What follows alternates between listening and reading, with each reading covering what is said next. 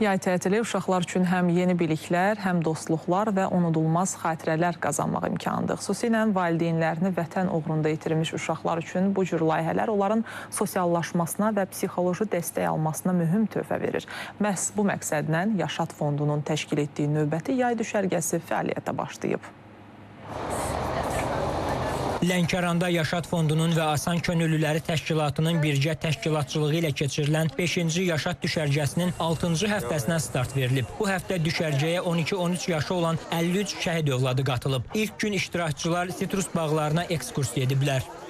Bu həftədə iştirakçılar üçün maraqlı fəaliyyətlər təşkil olunub. Hansı ki, indi hal-hazırda sitrus bağlarına ekskursiyaya gəliblər. Bundan sonra psixologlarla ilkin görüşləri olacaq, açılış mərasimi olacaq. Həmçinin də stolüstü oyun saatı nəzərdə tutulub. Həftənin gedişatında da uşaqlar üçün hovuz saatı, parkurlar, pikniklər, konsertlər və digər master-klassların və təlimlərin də həyata keçirilməsi nəzərdə tutulur. Həmçinin düşərgəyə müxtəlif qonaqların da dəvət olunması və düşərgədə iştirak etməsi nəzərdə tutulur.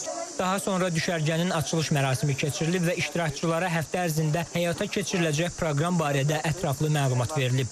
Biz Lənkəran düşərgəsində təşkil olunan 5-ci Yaşad düşərgəsinə gəlmişik. Mən artıq burada hər birində iştirak eləmişəm. 5-ci dəfədir ki, iştirak edirəm. Ümid edirəm ki, bu mənim üçün yaxşı təəssüratlar və səmərəli günlər bağışlayacaq. Artıq mən 3-cü dəfədir ki, Yaşad Fondunda iştirak edirəm. Çox xoşuma gəlir.